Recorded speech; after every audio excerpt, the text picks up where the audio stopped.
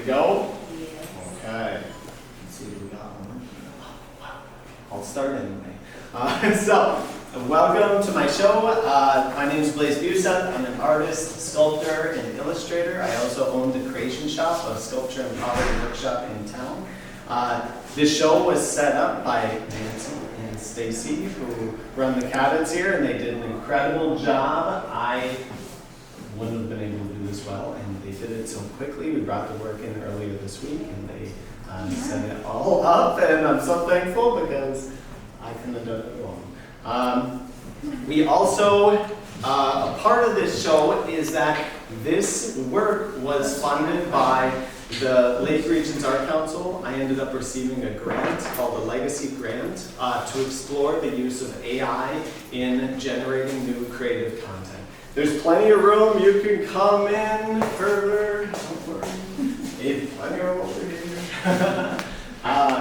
But yeah, so this work is thanks to a grant where I started playing with Midjourney, which is an AI application where you can generate images of things. How I was seeing images being created was on, say, Facebook and Instagram. You were seeing people create a lot of fake content. A lot of incredible art, but it could have been like a Nessie or some sort of Loch Ness monster, and people trying to convince people in certain parts of the world these aliens were being sighted. And I was knowing pretty early on a lot of this is fake. A lot of this is fake content, but what would it be like if an artist used Midjourney to try to inspire new content?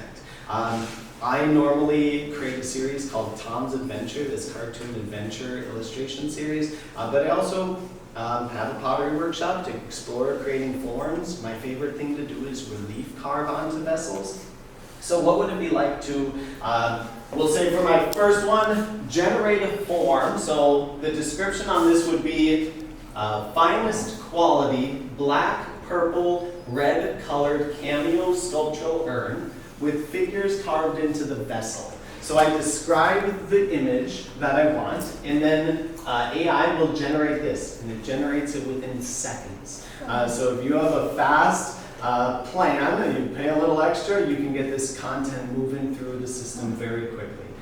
This image was, generated in 5 to 10 seconds, but you'll see next to every image, there's a number next to it. So this was actually the 553rd image that I created with this application.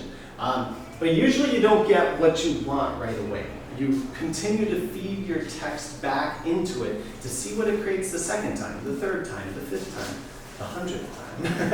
And all of a sudden, each time you get a new background, you get a new composition, a new form, and you start to select from there. So all of a sudden, say I like this image, but I like the carving of this one. I can take those two and blend them together and see what the results are. And I can continue to feed that back into the system to see new results. So you're going to see that my earliest image is the blue one. That is the blue carved cameo vessel. These three have the original text next to it. So this was the 117th image. So this is the earliest one of all these that I created. And what I found early on so captivating was that, so the text prompt is finest quality blue glass cameo vase, relief carving of mythological scene, and there probably was a few more words in that description, but all of a sudden we get this result. And then I can feed it back in. And all of a sudden the characters will start to change. But we're starting to see how the AI is rendering all that content onto a vessel. We're seeing that we almost got like a centaur-like figure with 3 legs and a head undefined. We've got this almost human-like form in the tree with this fish on his head, is how I see it. And this kind of tree that's part human-like. So it's almost like us caught in a dream, and then that kind of being imagined onto this image. So it was very fascinating, and I kind of became obsessed with this to where I just kept making more images, and eventually throughout this process, I know we'll head back here, was that I create something that I fall in love with, but then my goal with this grant was to create 10, we'll say 5 to 10 ceramic pieces inspired by this new content. So then after creating this image, I love the narrative that I imagined for this is that these characters, because they were created with AI, they don't look quite human. They almost look robotic, and they look like they're emerging onto the land in front of them. To me, this is the emergence of AI into our world, and I wanted to capture that narrative in a vessel. So then it takes the human with hopefully enough practice to try to render something with details and craftsmanship. So I crafted the form, I carved the imagery into it, very much similar to these figures, but you start to see the human element onto these forms. So this piece probably about 45 hours to form, sculpt, and finish this vessel. This is the first one I created that started to show the potential of the series. Number 2 is here. So this is the there's 2,000 images crafted in order to create this.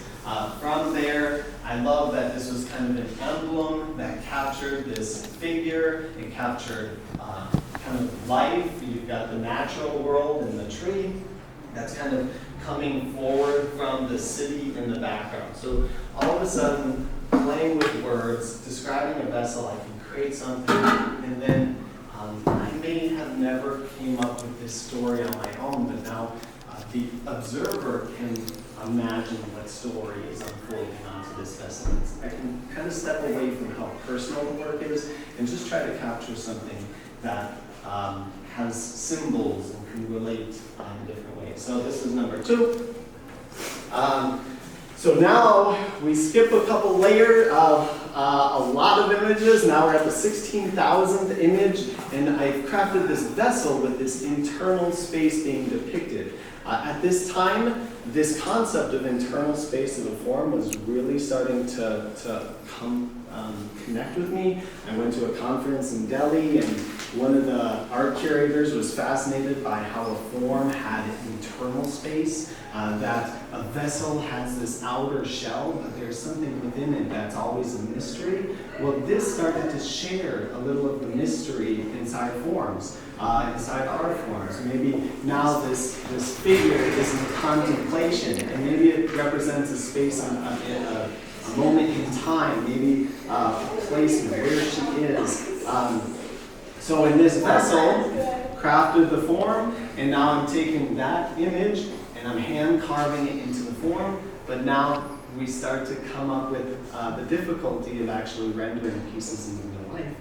There's nothing attached to her head, and now once we pay more attention, we start to see that these fingers are elongated, they're not quite detailed correctly. AI kind of doesn't quite do everything perfectly yet. So I have to make decisions about how I'm going to keep that carving on this form without busting it through.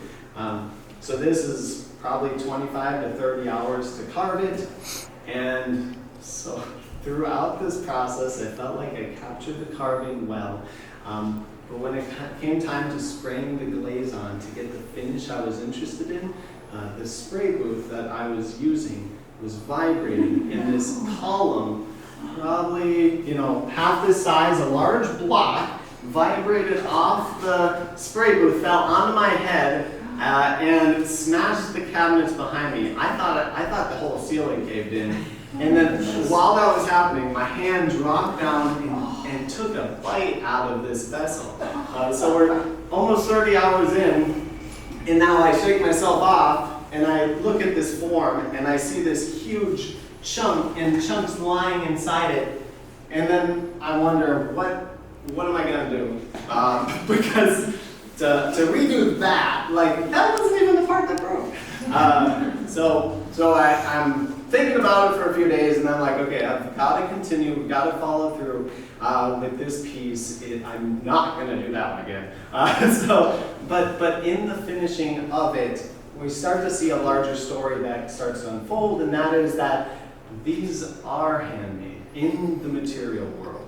that there are natural things that affect the vessel. Not just the firing of the finish, not just the delicacy of the hand that touches the vessel, but also the occurrences, the real world experiences that can happen to anyone during the creative process.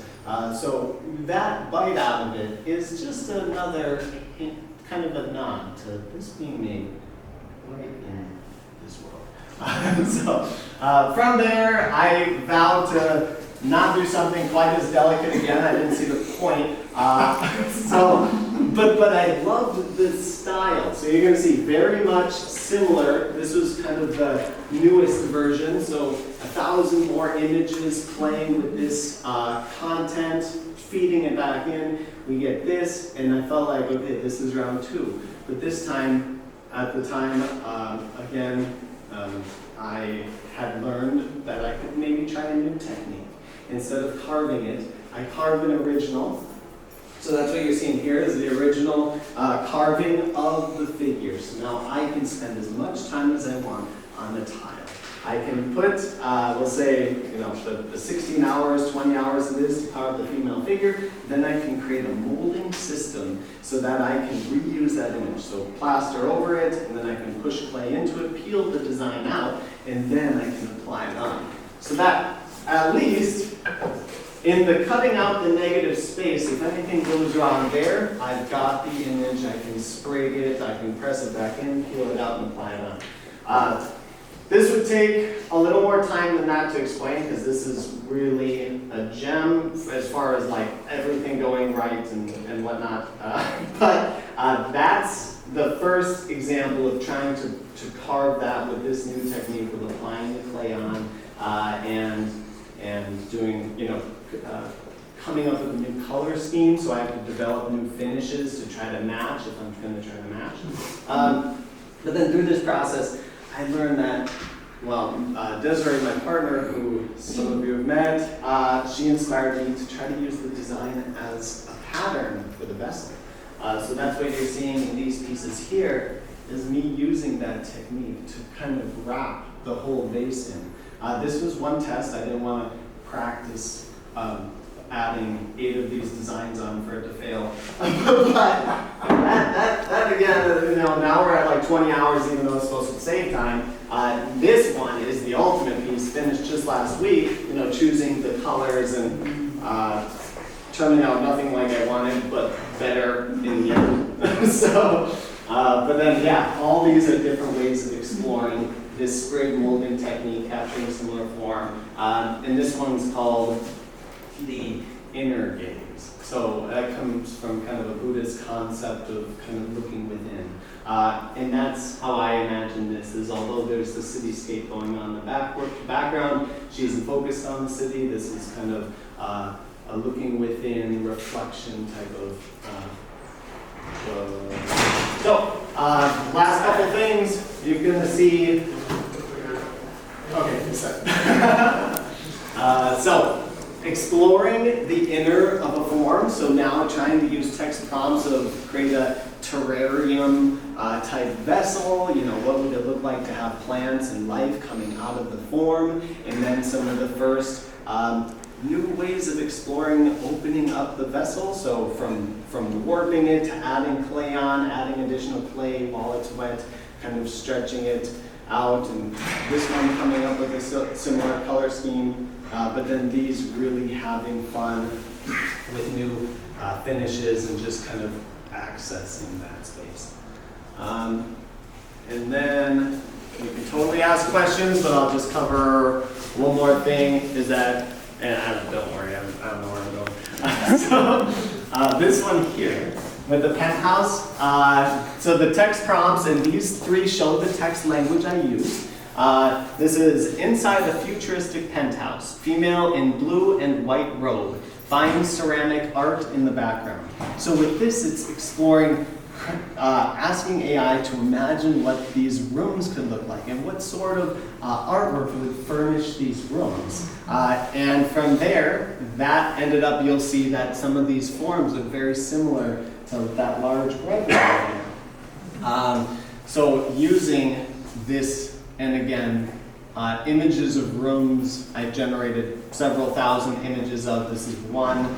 This is the 43rd thousandth image. So throughout this year, I generated over 50,000 images with Midjourney, which looking at it now, it's like, whoa, I've been busy. So yeah, what you'll find interesting is that some of them don't say the text prompts. And what's happening there is I'm taking an image like this. This was very iconic for a lot of my pieces. I blend that into another design. So I like the figure with the negative space in the background. I take that image and I blend it in with this image here, and I might get something like that image there. So if they don't have the text, it's because I've taken multiple images and I've blended them together and there's no original language that made it. When you have all of these images that you're going through, I'm assuming you're not printing them, you're looking at them on the computer. Yeah. Do you have to deal with calibration of color? And when you're looking, like, do you see that I don't like that? Yeah. Do you immediately go in and change it in AI and then keep going through it? Or are you telling AI a series of things all at once? Right, so a good example is this one here. This actually wasn't my favorite vase of showing the inside of the vessel.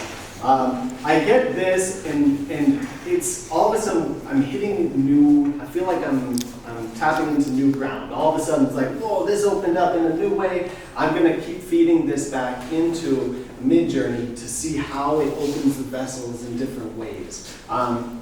So although I ended up selecting this because it was the most directly related to this, but if I didn't like something about this, I would continue just to feed it back in. Usually I can never get exactly what I want. So in the process, we'll say of this figure, maybe I wanted it to try to give me more detail in the face.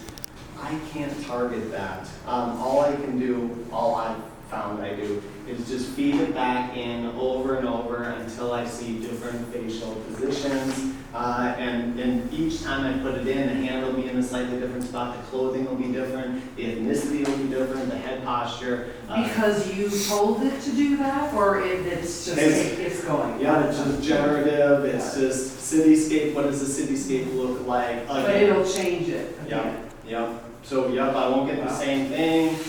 So a lot of work was a blending of, I like this person, I like this tree. And then I actually take those and like that one on the end. We're kind of lucky that is the male contemplating the natural life. Although that is the human and the tree on that image, I've created a few other vessels which was a different human looking at a different tree, and I kind of mixed and matched. Any questions?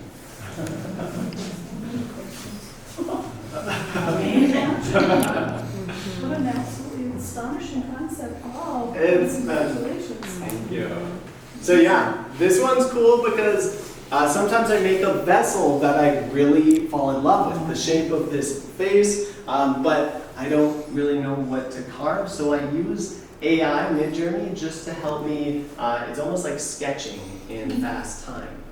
All of a sudden I can create a tall vase with, we'll say, tribal carving or some sort of organic life relief carving, and just trying to switch up the language, and all of a sudden you get something, and then it's like, okay, I really want that carving on this, now I have to do that. I like the color schemes. I'm going to explore doing that. That was a really hard part of this is this color, on the next variation of this, I want to do something very similar, but I want to apply the newly developed burgundy glaze here in the background because I think it will match that better. So this might come first, but then that might come first. Yes, exactly. Yep. And one time the vessel came first. I came up with inspiration. It's been fun. Thank you all for coming. If you have any questions, I'd love to go on. Yes? When do you leave for India, and what work will you be doing there? Have you already said that? Nope, I haven't. So, thank you. In January, I'll be headed to India with Desiree. We'll be going for 70 days to explore a remote region. It's Madhya Pradesh, the middle state. We'll be going to learn about the culture and to work through an artist residency where we'll be exploring stone sculpting, bronze casting, and ceramics through a really incredible residency program that welcomes international artists. So we'll be leaving mid-January for that. And thanks to many of you that I'm doing it, so thank you all very much for supporting our vision. We'll take lots of pictures. You do, and you do lots of stuff on Facebook. Yep. Right? Yep, follow us on Facebook and you'll see parts of that. A lot of that. Thank you.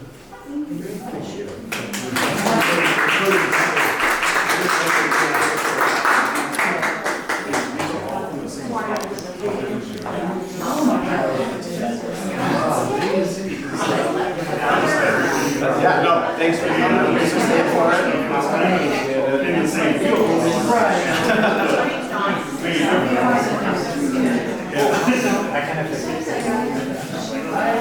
Thanks for hanging. I'm so glad you got to hear this.